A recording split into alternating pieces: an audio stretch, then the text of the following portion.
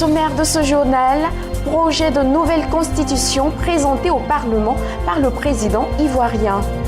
L'Église évangélique La Bonne Semence lance son programme de jeûne et prière pour la nation ivoirienne. Le Portugais Antonio Guterres, prochain secrétaire général de l'ONU. James Barnor, héros national au Ghana, présente sa dernière rétrospective. Merci de choisir le journal de Béni TV pour vous informer. Nous débutons avec ce projet de nouvelle constitution présenté au Parlement ivoirien par le président de la République, Alassane Ouattara. Le projet de nouvelle constitution pour faire entrer la Côte d'Ivoire dans la Troisième République est enfin officiel. C'est le chef de l'État Alassane Ouattara en personne qui l'a présenté aux députés. Ces derniers notent des avancées majeures dans le projet de nouvelle constitution. Il s'agit notamment de l'institution de la vice-présidence de la République qui règle les conflits de succession en cas de vacance du pouvoir. En Afrique, un peu partout, lorsque un président meurt ou qu'il y a vacance de pouvoir, voyez les tractations, voyez les émotions, voyez les querelles de personnes qui naissent de ce vide-là. À partir de l'institutionnalisation de la vice-présidence, on règle désormais ces conflits. Les députés rassurent également la population. Ils joueront effectivement leur rôle de représentants du peuple. Bien que favorables au projet pour la plupart, ils poseront les questions idoines et proposeront des amendements sur certaines dispositions du texte constitutionnel. Je dis les choses telles que je les ressens. On a parlé de l'âge limite de 75 ans. L'âge limite de 75 ans minimum, ça veut dire qu'on peut aller au-delà. Moi, ça me gêne parce que l'homme s'épuise, l'homme s'use et si on doit aller au-delà de cet âge-là, il y a problème quelque part. Le projet de nouvelle constitution devrait être adopté par l'Assemblée nationale parce que la coalition au pouvoir dispose avec quelques indépendants de tous les sièges de députés. L'opposition politique n'est pas représentée au Parlement. Le référendum pour le vote de la nouvelle constitution est prévu pour fin octobre 2016. L'Église évangélique La Bonne Semence a lancé son programme de jeûne et prière pour la nation ivoirienne. C'était le dimanche 9 octobre 2016. Nos reporters étaient sur place.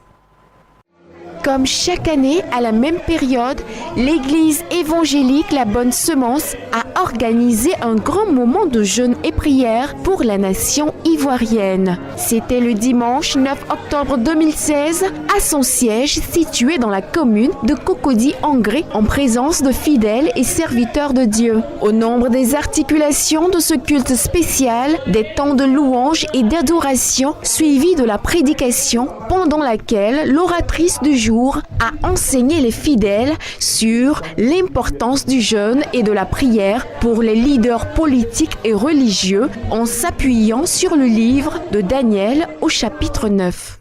Aujourd'hui, quand il dit qu'on va prier, aujourd'hui on va se mettre là, on va aller jusqu'à 15h, 16h, on commence à miser parce qu'on ne veut pas prier. Pourtant, chaque jour, à chaque seconde, tu ne peux que commettre des péchés, attrister de cet esprit. Mais tu n'es pas prêt à repentir.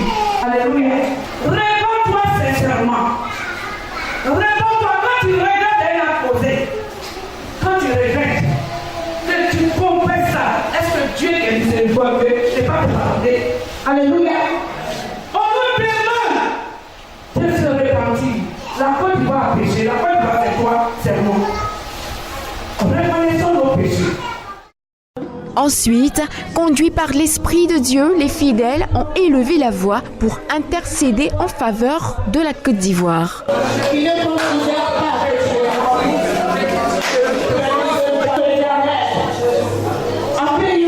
Au sortir de ce moment très spécial, l'un des 3 orateurs du jour a rappelé les objectifs de ce programme qui se tient chaque année. Nous voulons vraiment qui a permis que le temps soit favorable et que les uns et les autres répondent à l'appel de Dieu. Et nous voulons en même temps inviter les leaders des églises, inviter les pasteurs, les familles, les pères, les mères de famille, les autorités, n'est-ce pas, à nous emboîter le pas. Le 3e sommet sur les pensions s'est tenu à Abuja au Nigeria. La problématique tournait autour de construire et maintenir des systèmes de retraite plus efficaces dans les pays africains. Plusieurs centaines de professionnels venus de plus de 45 pays sont réunis ici à Abuja pour le sommet mondial 2016 sur les pensions. Cette année, l'accent est mis sur les innovations autour des retraites et la perspective africaine. D'ailleurs, les principaux participants cherchent à galvaniser les pays africains vers la durabilité et l'impact socio-économique. Du côté de l'investissement, je pense qu'il y a beaucoup de similitudes avec le développement du système. Mais nous discutons beaucoup et nous devons échanger beaucoup d'informations de façon à savoir comment il nous est possible d'optimiser tous ces processus, tels que l'administration, la sécurité, la façon dont les gens épargnent. Cela mis à part, je pense aussi qu'ils sont nombreux à ne pas participer. 20% de la population active européenne cotise à des fonds de retraite, alors que 80% n'en bénéficient pas. En Afrique, les chiffres sont dramatiques, mais nous avons comme objectif commun la garantie de fournir une retraite suffisante à l'avenir. L'Afrique souffre d'un énorme déficit d'infrastructures et pour parvenir à le combler, il faudrait dépenser chaque année environ 93 milliards de dollars, ce qui correspond à environ 15% du PIB du continent africain. Les intervenants espèrent discuter d'une feuille de route pour la mise sur pied d'un système de retraite durable en Afrique. Canaliser les capitaux destinés aux retraites vers le développement économique est également un thème majeur. L'Afrique a un énorme besoin de financement de ses infrastructures et les fonds de pension pourraient être un vivier de capitaux idéal. Il faut cependant faire plus pour développer l'offre de projets d'investissement tout en augmentant la capacité des fonds de pension à investir dans de tels projets. Mais un défi majeur a été l'inclusion et beaucoup ici estiment que la conception réalisée grâce à la technologie sécurisée pourrait avoir un impact énorme sur le nombre de personnes pouvant bénéficier de régimes de retraite. Nous sommes conscients du fait que la couverture ne correspond pas à ce que nous attendions. Nous avons besoin de l'étendre aux micro-retraites et ce sont les entrepreneurs individuels qui sont en fait un fléau pour la classe ouvrière au Nigeria. Et quand on sait qu'il y a 180 millions de Nigérians, que 60% de la classe ouvrière se situe dans les micro-pensions et dans le secteur informel individuel, la seule façon de tous les regrouper de façon très efficace, c'est de miser sur la technologie. Je pense que la chose la plus importante que la technologie peut faire, c'est étendre la couverture et l'inclusion au Nigeria et en développement les marchés des pays en développement. Le recours à la technologie est important car c'est le meilleur moyen d'augmenter son potentiel de couverture. Les débats continuent sur les meilleures façons de développer le système de retraite en Afrique. L'Afrique du Sud demeure la destination numéro 1 pour les investissements étrangers en Afrique. Et ce, malgré une faible croissance et de nombreux défis intérieurs. La Chine a investi 7 milliards de dollars en Afrique du Sud l'année dernière. Une grande partie de cette somme sera utilisée pour le développement d'infrastructures. Au cours des années 90, les investissements chinois en Afrique du Sud ont été menés par des politiques gouvernementales appelées stratégies vers l'extérieur. Mais aujourd'hui, je pense que la nouvelle vague des investissements dans les fusions-acquisitions provenant de Chine viendra du secteur privé chinois, en particulier du secteur manufacturier.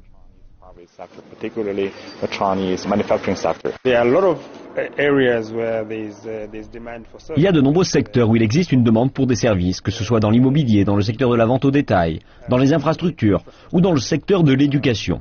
Traditionnellement, cela concernait les ressources naturelles, mais le secteur des services commence à se développer rapidement. Les investisseurs arrivent là où les entreprises locales commencent à se renforcer en explorant de nouveaux marchés. Elles ont besoin de capitaux et de conseils.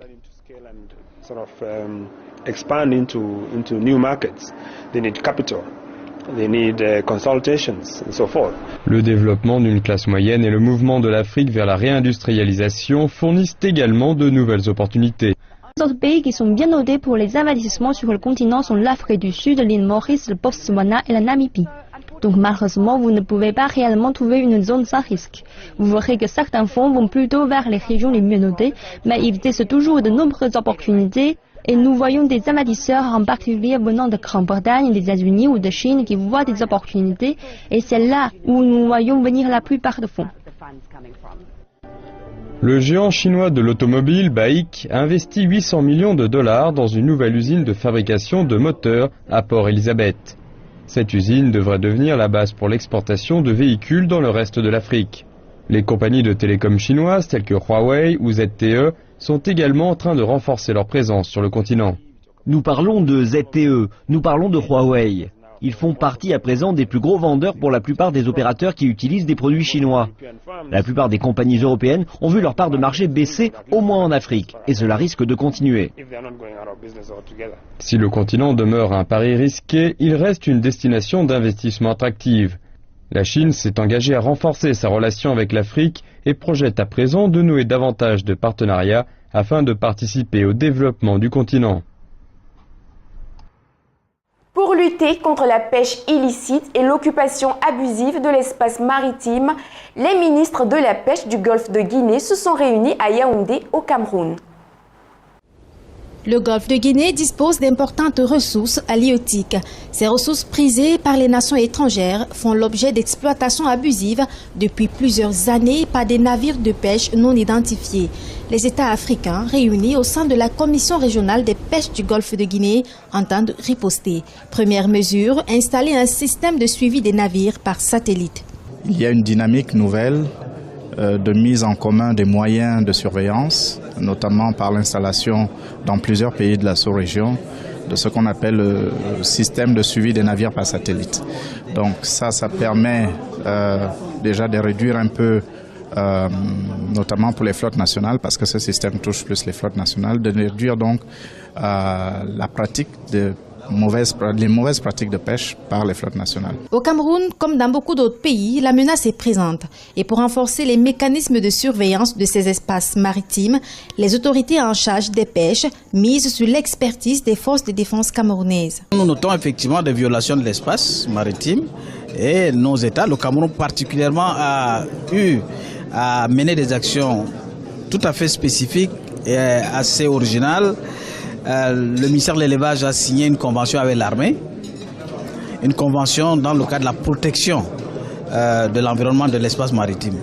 Et il était important qu'elle apporte un concours au service technique du ministère de l'élevage. Je pense que c'est un exemple qui peut être dupliqué dans les autres pays de la COREP pour pouvoir surveiller et protéger cette ressource importante qu'est le poisson. Selon les experts, l'exploitation illicite de l'espace halieutique du golfe de Guinée freine considérablement le développement de l'aquaculture. Pour ces derniers, l'urgence s'impose. Les États africains doivent s'unir afin de garantir le bien-être des habitants. À Madagascar, les villageois pratiquent encore le tavi ou la culture sur brûlis, détruisant ainsi des hectares de forêt. Regardez. Des hectares de forêt disparaissent chaque jour dans ces épais nuages de fumée blanche. À Madagascar, la pratique du tave est encore très répandue. Les paysans brûlent la forêt primaire pour défricher de nouvelles terres fertiles. Et la pauvreté galopante de ces zones reculées du pays n'aide pas à mettre fin à cette pratique ancestrale. Je ne possède pas de terrain dans la vallée, alors je suis obligé de déboiser la forêt pour cultiver. Je n'ai pas le choix, sans ça, je ne peux pas survivre. Près de la ville de Ranomafan, Jean Réal, son voisin, est l'une des premières victimes de ce déboisement sauvage. Sa rizière est asséchée et il craint de ne pas pouvoir récolter un seul grain cette année. À cause de la déforestation, la source s'est tarie. Dans les années 80, en septembre, on avait encore de l'eau jusqu'à hauteur de hanche. S'il ne pleut pas en septembre, ce riz sera perdu et ce sera la famine. Face au manque de moyens des pouvoirs publics, plusieurs ONG soutenues par l'Agence française de développement se mobilisent pour aider les paysans à lutter contre la déforestation. Une forêt qui est coupée, elle va être fertile le terrain va être fertile pendant 3 ans, mais ensuite il ne le sera plus, donc il va falloir trouver de nouveaux terrains, toujours de nouveaux terrains. C'est la disparition des ressources en eau, puisque la terre est un réservoir d'eau qui ensuite va être restitué pour l'agriculture, pour les usages domestiques, etc. Ce bosquet d'acacia et d'eucalyptus, des arbres à croissance rapide, a ainsi été planté près de Ranomafan pour fournir du bois à ses habitants. D'autant que la forêt est aussi menacée pour les besoins quotidiens, cuisine et construction. Grâce à ce reboisement, on ne va plus se servir dans la forêt pour notre charbon ou pour construire nos maisons. Mais à Madagascar, 9 personnes sur 10 vivent toujours sous le seuil de pauvreté et les alternatives au TAV sont encore bien trop rares. Actualité internationale, débutons par le prix Nobel de la paix 2016 qui a été attribué au président de la Colombie. Juan Manuel Santos a été récompensé pour ses efforts visant à lutter contre près de 50 ans de guerre dans son pays. C'est finalement le président colombien Juan Manuel Santos qui s'est vu attribuer vendredi le prix Nobel de la paix 2016. Le comité Nobel a salué son action en faveur de la paix après l'accord historique conclu avec la guérilla marxiste des FARC, un accord qui doit mettre fin à un conflit meurtrier qui aura duré près de 50 ans, la présidente du comité Nobel.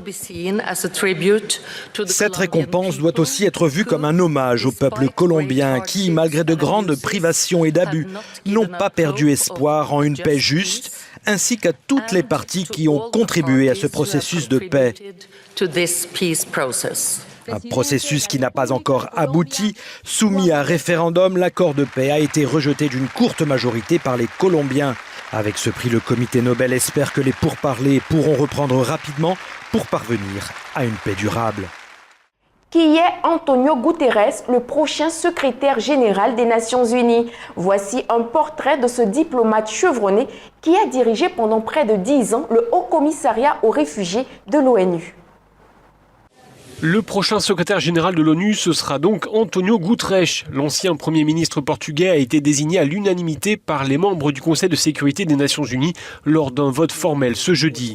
Il n'était pas à New York lors du vote, mais à Lisbonne. C'est de là qu'il s'est exprimé pour dire combien, à ce futur poste, il s'efforcera d'œuvrer pour, je cite, « servir les plus vulnérables ». Il a également salué la rapidité avec laquelle le Conseil de sécurité avait pris sa décision. J'espère que cette manière de faire est le symbole de la capacité du Conseil de sécurité à agir dans l'unité et dans le consensus, créant les conditions de décision rapide à même de répondre aux terribles défis de notre temps.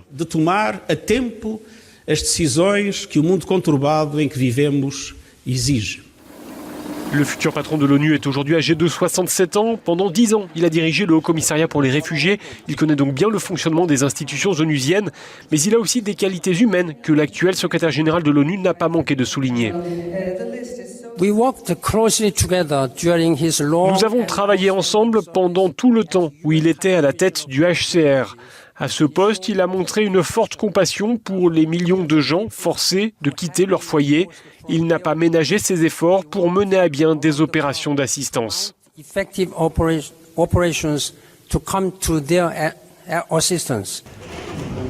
Antonio Guterres doit encore obtenir le feu vert de l'Assemblée générale de l'ONU, ce qui devrait être une formalité. Il prendra ses fonctions théoriquement le 1er janvier. L'ex-président Shimon Peres est considéré comme un grand artisan de la paix dans le monde. Quel héritage laisse-t-il après son décès? Reportage. Jusqu'à ces dernières années, Shimon Peres était considéré comme un personnage clivant en Israël. Parfois comme un faucon, parfois comme une colombe. Mais après l'obtention du prix Nobel de la paix et l'assassinat de Yitzhak Rabin, co-récipiendaire du prix, M. Peres a consolidé son image de défenseur de la paix à l'étranger, et en particulier en Occident. Shimon Peres va beaucoup manquer. Un fossé énorme existe maintenant et tous ceux qui le connaissaient l'admiraient, étaient inspirés par lui et par son exemple dans la recherche de la justice et de la paix. Mais les décisions de Peres au cours de sa carrière ont souvent suscité des critiques à l'étranger. Son rôle dans l'ouverture du réacteur nucléaire de Dimona dans le sud du pays, qui a servi au développement du programme nucléaire supposé d'Israël.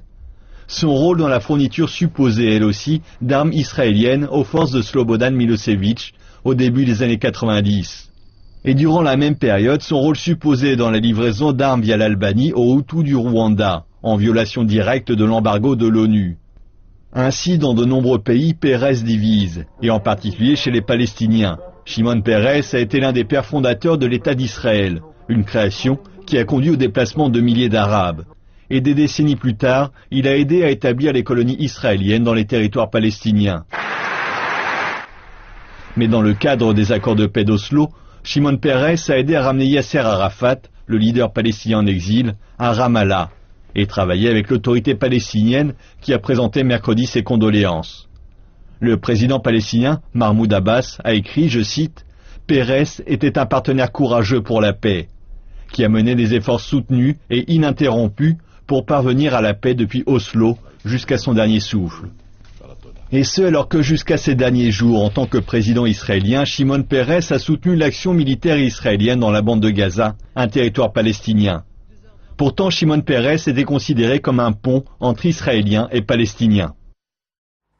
Au Pakistan, le Parlement a adopté une loi punissant les crimes d'honneur. Dans ce pays, plusieurs centaines de femmes sont victimes chaque année de ces crimes. Les crimes d'honneur enfin pénalisés au Pakistan. Le Parlement a adopté une loi ce jeudi punissant de 25 ans de prison les assassinats pour l'honneur, un phénomène dont sont victimes chaque année plusieurs centaines de femmes au Pakistan. Le système de pardon qui permet souvent aux meurtriers d'échapper à un procès est aboli.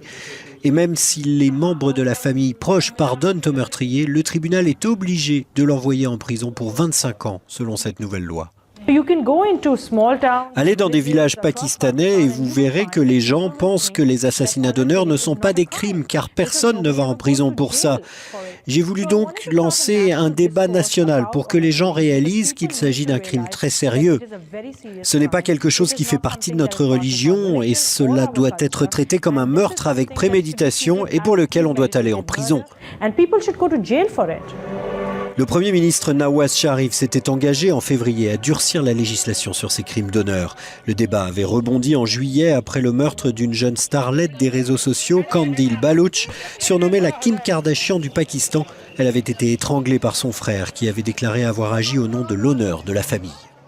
En culture, à présent, nous débutons par Queen of Catway.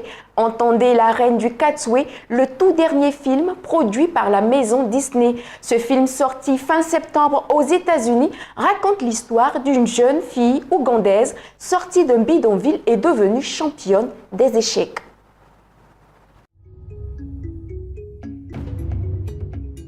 Il était une fois, en Ouganda, une petite fille incroyablement douée pour les échecs. C'est le point de départ de la dernière production Disney, La Reine de Catway, sortie fin septembre aux États-Unis.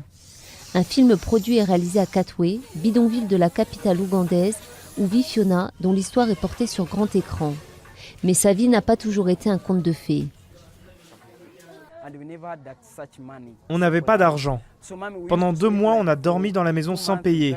Maman galérait pour payer le loyer. Les choses n'étaient pas simples. Même avec la maison louée, la vie n'était pas facile. Derrière le succès de Fiona se trouve cet homme, Robert Katandé. Depuis plus de 10 ans, il enseigne les échecs aux enfants des bidonvilles de Catway. Très vite, il repère la petite Fiona, arrivée par hasard dans son club d'échecs. Grâce à ses conseils et à ses entraînements, la jeune fille va rejoindre l'élite des joueurs du pays, avant de voyager dans le monde entier, de tournoi en tournoi. Ce qui était tellement captivant pour moi, c'était sa détermination à survivre en tant que jeune fille. Parce que c'est rare de trouver des jeunes filles dans les bidonvilles. Elles sont toujours timides du fait de l'environnement, elles sont tellement marginalisées, elles pensent qu'elles sont bonnes à rien. Mais c'est une jeune fille déterminée à survivre pour sa cause. À l'avant-première du film à Kampala, Fiona et son mentor sont réunis sur le tapis rouge. Pour la championne d'échecs, le film a changé sa vie. Il y a tellement de choses que je n'avais jamais connues avant, comme le tapis rouge et le public si nombreux. Et puis, c'était la première fois que je voyais le film. C'était tellement émouvant, je ne pouvais pas y croire. Aujourd'hui étudiante à l'université, la reine de Catway se prépare à retrouver une vie normale. Mais son incroyable histoire, elle, continue de parcourir le monde. Allons à présent à la découverte de James Barnor, un jeune photographe d'origine ghanéenne devenu un véritable héros national dans son pays.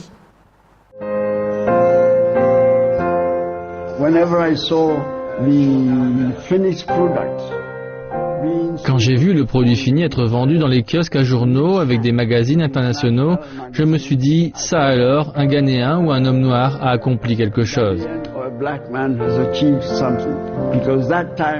Parce qu'à cette époque, je pense que j'étais le seul à faire ce genre de choses par le biais du magazine Drum. Parce que je travaillais avec le magazine Drum au Ghana avant, mais c'était principalement en noir et blanc, pas en couleur. Et la couleur à cette époque, c'était facile pour moi car je connaissais la transparence et le négatif positif.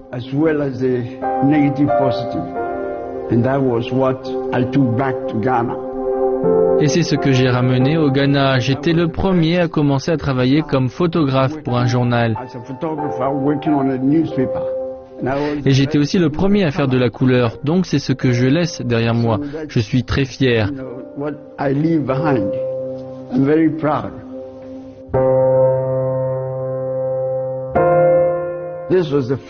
C'était la première fois que je prenais des photos en couleur et essayais le processus pour prouver que cela pouvait être fait et que les négatifs produiraient quelque chose.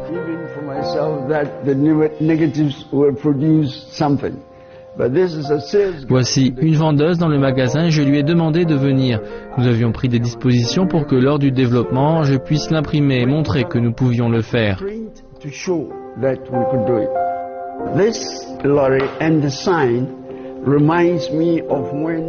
Ce camion et le panneau me rappellent quand nous avons passé de la conduite à gauche, comme les Britanniques, à la conduite à droite. Ils avaient fait beaucoup de publicité pour que les gens sachent que nous passions de la conduite à gauche à la conduite à droite.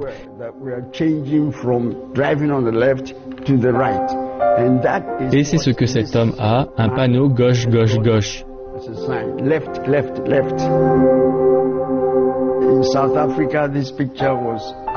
En Afrique du Sud, cette photo était à l'extérieur du musée, grande. À l'époque, je n'avais pas pris cette image très au sérieux car celles que nous utilisions pour les couvertures étaient toutes frappantes.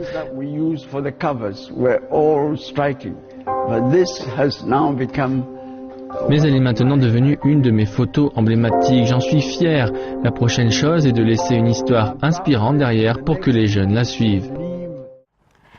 Toute chose concourt au bien de ceux qui aiment Dieu. C'est ici que nous mettons un point final à cette édition du journal. Très bonne suite de programmes sur The Blessing Channel. Au revoir.